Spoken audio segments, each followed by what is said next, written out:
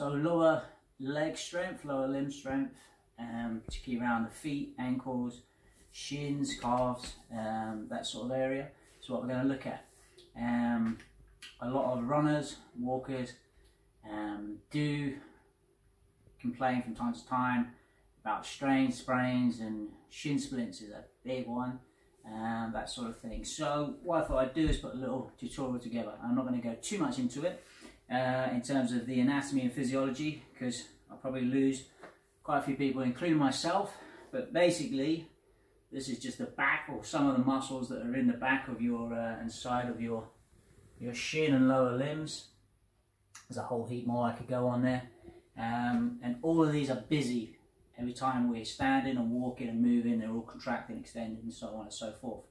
So I thought what I'd do is try and, I don't like the term bulletproof, because I don't know if I actually believe bulletproof your shins and ankles and all that sort of thing is possible, but we try and strengthen them up. So for instance, what might happen with shin splints particularly is a lot of people, a lot of runners try and up their distance too soon, too quickly, so their load goes from, I don't know, perhaps 0 to 10k, and they try and do 10k successively throughout their training plan without building up gradually. It's just an example. Some people might be fine with that, but for others they may say, I've got some pains in my lower limbs, some things happening there. So basically what I'm saying is build things slowly. Don't do too much too soon. Same with speed. If you start running a lot faster, you put a lot more force through lower limbs, things like that. So we're going to try and offset some of that by doing some conditioning work, some strength work in between our running sessions, perhaps even before we start running, just to get them lower limbs activated, but also to build that strength and stability. So you find me sat behind a laptop, and the reason I've done this purposely because we're all working from home, and this is a great way to start, right? So you're sitting there, probably slouched a little bit like this, so get your posture right. But if you just zoom down now on my legs and you just watch what's happening, just from here, you should be able to feel your lower limbs, their muscles start to activate in the front of your shins and in the back of your shins, okay? So we're working a flexion and extension here at the ankle, and essentially this is where we're going to move around from. And the reason I've done it from a laptop is to say, well, if you never do anything like this, you're already starting to build some strength and some movement through their muscles, range of motion, okay, that perhaps some people aren't doing. So it's a great starting place. Don't need any weights, you don't need the gym, okay, off you go. All right, so I'm going to show you, I'm going to build on that essentially. But even if you just did that, you're already off to a winner if you weren't doing anything like that before. Okay, so let's have a look at some of the things we can do to try and offset what's happening. I'm just going to show this video, I'm going to let it roll. Particular order, I'm going to try and do it in sort of the easiest and make them a little bit more taxing, okay? But you just flow with it and see how you go and start to incorporate them in your sessions, all right? So we'll start right at the bottom. So with the foot, if you think about this as your foot, what I want us to start doing is building them muscles right away from the base of the foot, yeah?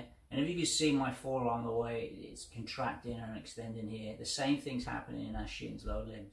So a great exercise to do is just scrunching your toes up and then relaxing them, scrunching your toes up, relaxing them, okay? And you can do this standing or you can do this seated, okay? So with all of these, any of these repetitions we're going to be doing today, I want to say looking at about 10 to 15 reps at least, maybe a couple of sets will be good for starters. Once you've been doing that and you want to challenge a bit more, you can start to think about maybe trying to grip something. So try and grip a towel or something you can get there. If you can get hold of anything with your toes, and then try as best you can. This towel's not very helpful here, but anyway, if you can try and get anything and lift it, really try and get that grip strength working. Okay, what will happen is all these muscles in the bottom will tighten, okay? So as they tighten, you start to think, wow, that's getting a little bit tender. So then the next thing we need to do is think about stretching that. So we want to extend through, so we want to get some extension through here, yeah, and just lengthen through their muscles. That's one way of doing this. I'll show you another stretch in a little bit. Another thing to do, leave the camera there, is from here is to get some, you can use a rolling pin and just roll your foot over that. Yeah, back and forth. Obviously if it's a rolling pin, try and keep it aside from your cooking. Okay, yeah, so when you find a point that's really tight, just hold on that and let that sit there for a while until that sort of tightness subsides a little bit. Okay, so it hasn't got to be one of them balls. Any of them sort of things are good. All right, so something like that is good. So you've gone from building that right away from the base. And again, even though these are the base feet muscles, yeah, you're still going to be activating these muscles right the way into the shin, these deep muscles, okay? So we're going to build on that. So we're going to look at what we can do. So from here, I'll stay with the towel, just so we can stay focused on this point. And we're going to look at getting the ankle mobility happening. So if you just look at my toes, I'm going big toe up, little toes down. And again, this is activating all them areas, them tiny muscles within, I say tiny, the smaller muscles, deep muscles within the shin. They're going to help give you that sort of mobility and stability when you're moving, walking and running. So you can play with this how you do it. But try to move big toe down, little toes up as you move your feet in. And then as you do the opposite, come out, you have the big toe up, little toes down. Okay? So this is a great way of getting your warm up. You should do this, to be honest with you, before every run. Get them ankles activated, get the muscles, lower limb fibers firing. Okay? Another way to do it is come up on the ball of the foot and then come back on the heel. Ball of the foot, we'll pull back on the heel. Okay? Move on a little bit now. We're going to take a stand from a standing position. To be honest, if you just look down at the ankles now, if I just start to do this, there's a muscle in here that you can actually see. There's lots of other little ones in there.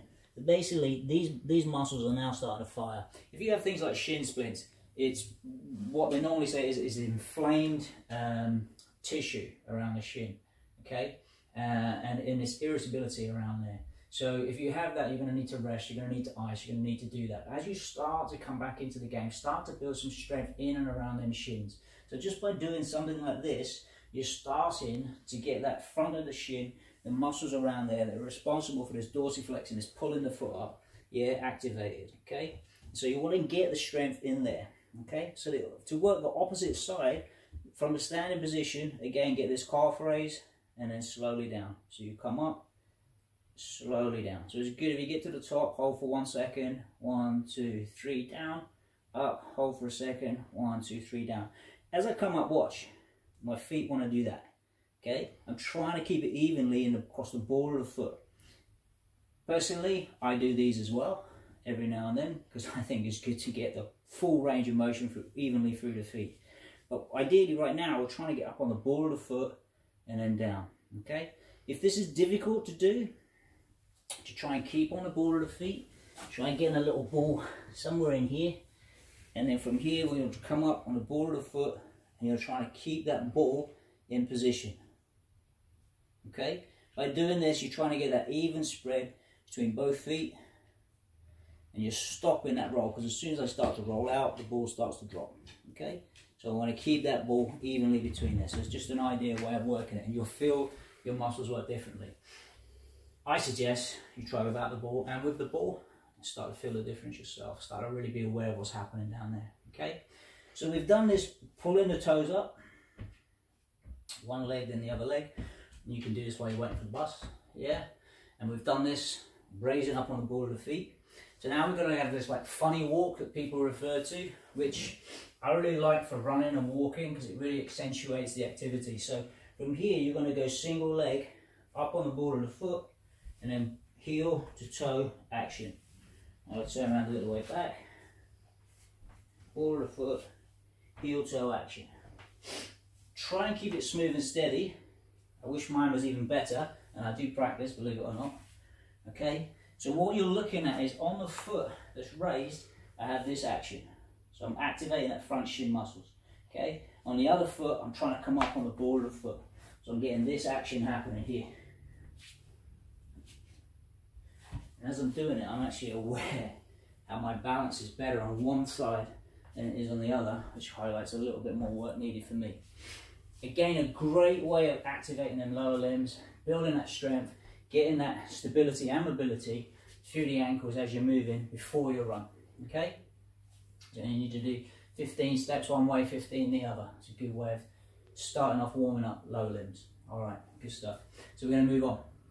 So ways to advance this, ways to move on a little bit. I mean, there's plenty in there already we can work with. But ways to advance this and things to try and challenge your lower limbs differently. And all of these are great to do because they're all going to activate them muscles you need to create that strength. Yeah. And by creating some strength and endurance, stability down in lower limbs, even through walking, standing, etc., you'll benefit. but also posturally, you'll start to feel the benefit coming up through the body. But as a runner, or some sort of athlete, or weekend warrior, whatever you want to call yourself, you should see endurance getting better, you should see your form getting better, and you should feel fatigue getting less. Okay, so all of these things should enhance what you're doing. Okay, so ways to develop what we've done, and again, I might be fast tracking a little bit here. Maybe you need to move along a little bit slower, but don't rush it. Stay with building up sets and reps nice and evenly. So even if you've done nothing lower limb ever, then perhaps just seated, raising your calves on the ball of the foot and then pulling the feet back, that might be your first week of activity. Then move on to try standing, then try with the ball, and then try with a walk, and so on. Okay, to go on from that, we're just going to try a couple of other little tools. So you've done the standing calf raise, so excuse my back here. Another way of doing it, maybe, and you're going to get greater depth, is to get yourself on a step. So you can do this, obviously something like a curve is good, but don't practice that at the bus stop unless the road's quiet. Yeah, anything you can get, a big chunky book, fat book, one under each foot, evenly spaced, is good enough, or both feet on the book. Anything you have, maybe the side of your stairs, that's probably the best one. And something you can just hold on to as a little bit of support, but you're not putting all your weight on that. You're trying to leave everything balanced into your feet. So from here, you're going to get this raise up, and then you're going to come slowly down. Okay, so you're going to rise it up, and again, I'm trying to stay on the ball of the foot. I'm not letting it roll out. I'm trying to stay on the ball of the foot. Slowly down. So come up for one, hold for one, 1, 2, 3. Boom, back up. 1, 1, 2, 3. 1, 1, 2, 3. Okay, so there's your action. To develop this further, and I'm fast tracking, please don't do 5 of them one day and then go, okay, it's time to go on and do the more advanced one, unless you really feel you have that strength in your legs and you have been working for a while, is to work. So you're coming up here on both feet, and then you come down on 1, 2, 3, back up. 1, 2, 3, back up.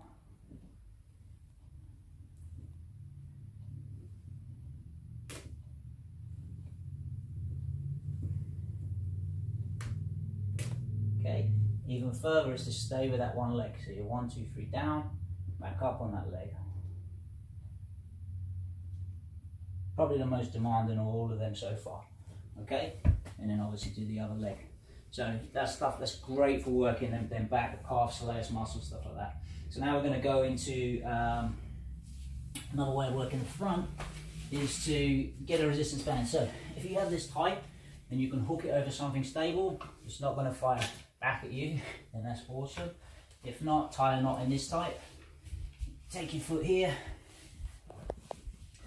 So you want to get it so it's actually pulling through the foot. For this one, most of the stuff I'm saying I'm doing here is bare feet, because that way you really get the reaction through your feet and it starts to feel more natural, and you're beating more muscles through the foot rather than letting your trainers do the work. This one with trainers I do actually prefer, because it hooks to the trainers a bit better. But anyway, we're in here, and what we're going to do is we're going to have this pull back. So on my skinny little chicken legs, you can see there's muscles here working as I do it. Okay, so this is what I'm going to try and do. Make sure you're back far enough so you can get some resistance. This is quite a good one to do while you're watching TV, actually, isn't it? Yeah, very relaxing one. Okay, so you're going to do that foot and then change it, get that working on the other leg. And again, you can see the muscles in the front of the shin starting to come in. These are going to be the ones that when you're running, all this stuff is busy. So you want to get this working here, yeah?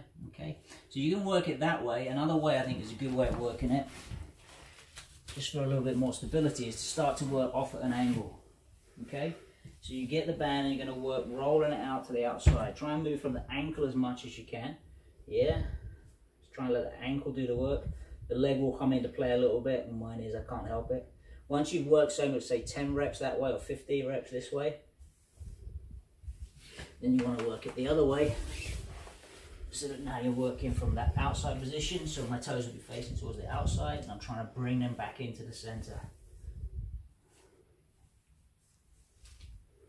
And you get a bit more resistance on that.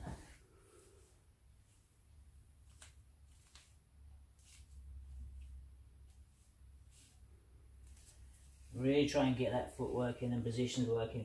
I can feel that going right through the front as well, through the twist there, rotation. And there was one other I wanted to show us as well. And I'll try and think what that is. All of this has been low limb so far. So the other one I wanted to show us is, because everything's related, ankles, knees and hips, so forth, all the way up the kinetic chain. Getting some stability through the hips and through the ankle at the same time, this is a great way of doing it. So we're trying to keep our, in this instance, our hip square. We're going to get this position here, and we're going to go forwards. And you can see now, if you go down to my ankle, I'm trying to keep my hips square, so I'm not letting my hips rotate. But can you see how busy my ankle is? And barefoot is brilliant at this, because now all the muscles that we've just been talking about, they're all trying to stabilize, yeah? And from here, if you want a further challenge, take your arms out, so perhaps we'll have a zoom out on the camera, and you might lose me here, because this is one I need to practice as well. Just get a little bit of rotation through the top half, but keep the hips square. A little bit of rotation, and then you come back. And you're trying to keep that stability all the way, okay? And another one is something that trained with me in the past. It's quite a bit of fun. We've done it with twos before. You need to make sure of your surroundings, you're not going to fall on anything. And so in the past you may have seen me do this, and then stop.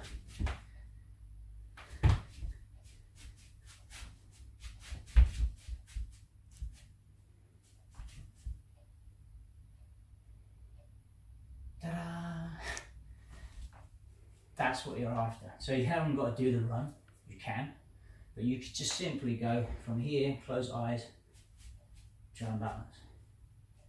As soon as you think you might be losing balance, get them eyes open, of course, but make sure you have sufficient space and surroundings around you that you're not going to land on your cat. Okay, but you shouldn't fall. And the idea is by closing your eyes, you lose that focal point, that you can get that balance, that horizon on, and it makes it harder to balance. And so by that, you're trying to stabilize through all of them muscles we're talking about. By adding that forward lean to it, you're not just getting that mainly left-right by balancing here, you're actually getting that forward-back as well. So it makes it harder to do in that instance. Last one, I'll chuck it in for free, yeah? From here, simply, and you can keep your eyes open, foot forward, take this leg around behind you, feel your glute work, bring this leg back. This leg round, this leg back. You're trying to keep your hips as square as you can. So you want to get this angle here, trying to keep my hips square, stay balanced, yeah? Slight bend in my leg, but it's locked. And then I get keeping the hips square as I can, come round, and then I'm coming back. This is going to be working your glutes as you come around, works your core, but also down there you're working that balance action as well. So play with all of them things, try and do them roughly in the order I've shown you.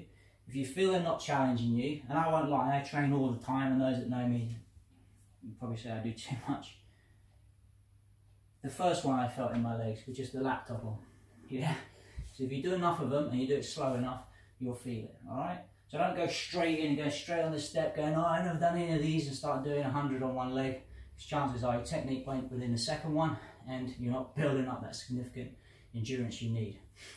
Try and add these into your days off of running, or for some of them before you actually start running.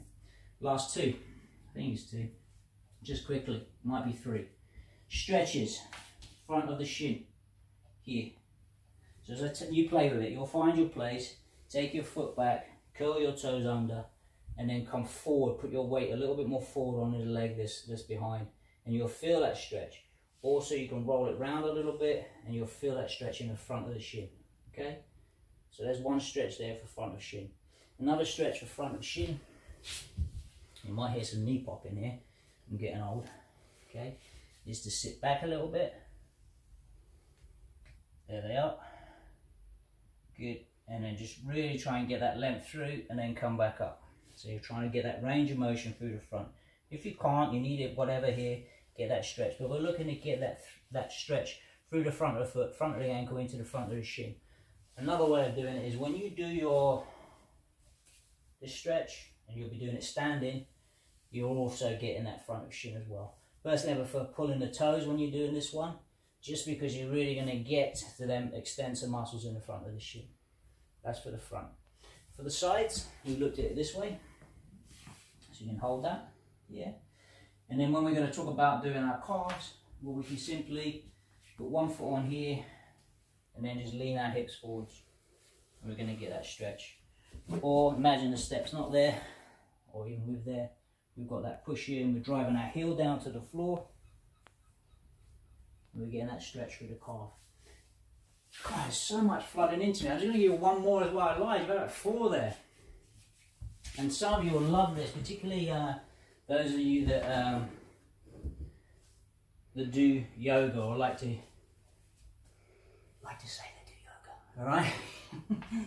From here, if we go, you'll have to excuse my yoga technique. If we go into this down face dog position here, okay. And if I turn slide on so you can see what's happening at my calves. I'm trying to get, a lot of you will be here because tight calves, so you might want to work on the other one. But ideally you're trying to get them calves down to the floor as far as you can, keeping that back long, slightly hollowed in the middle, fingers spread wide. But 2 things happening. Stretch, but also because of this angle, I'm trying to actively pull this part of my foot up to my shin. So I'm getting this activation at the front of the shin. So I'll get a tightness at the front of the shin and a stretch on the back. So even if you just did some sun salutations at the beginning, focusing really on that ankle work of your workout or before your run, you're already building that strength and flexibility through them lower limbs as well. I'm exhausted, it's just lower limbs, I haven't even started anything. Enough. Namaste.